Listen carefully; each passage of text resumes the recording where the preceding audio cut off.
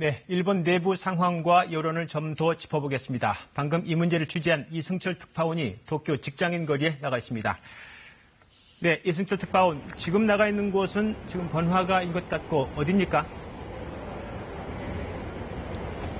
네, 이곳은 일본 샐러리맨들의 마음의 고향이라고 불리우는 도쿄 신바시입니다.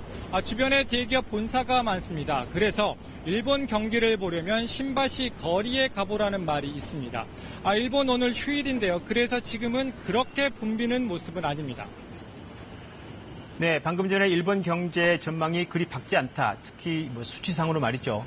그럼 일본 정부가 지금처럼 이 무역 전쟁을 강하게 밀어붙일 여력이 있는지 체감상으로 그곳 경제 상황은 어떻습니까?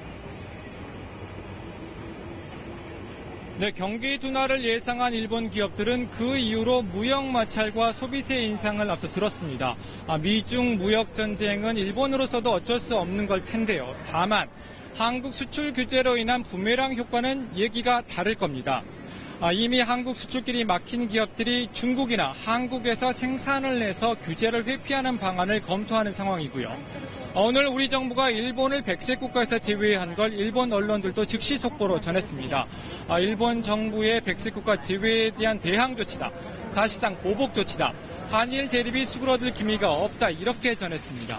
그만큼 한일 갈등의 과정에 일본 언론도 민감한 상황이어서 아베 정부의 부담이 될 수밖에 없습니다. 네, 일본 경제 상황이 그닥 좋지 않다. 그런 것도 있겠지만 안팎에서 현재 아베 정부에 대한 비판이 계속 나오고 있는 것도 상당한 부담이 될 수밖에 없겠죠. 네, 오늘 또 미국과 일본에서 질타가 나왔습니다. 워싱턴 포스트는 미국 역사학자의 기고를 실었는데요. 제목이 일본이 과거의 죄를 속죄하지 않는 것이 어떻게 세계 경제를 위협하는가입니다. 이 학자는 역사를 청산하지 않는 것이 번영을 제한하고 다른 나라들도 괴롭게 할 수 있다고 지적했습니다. 일본 내에서는요, 자민당 간사장을 지낸 정계원로가 아베 총리를 비판했습니다.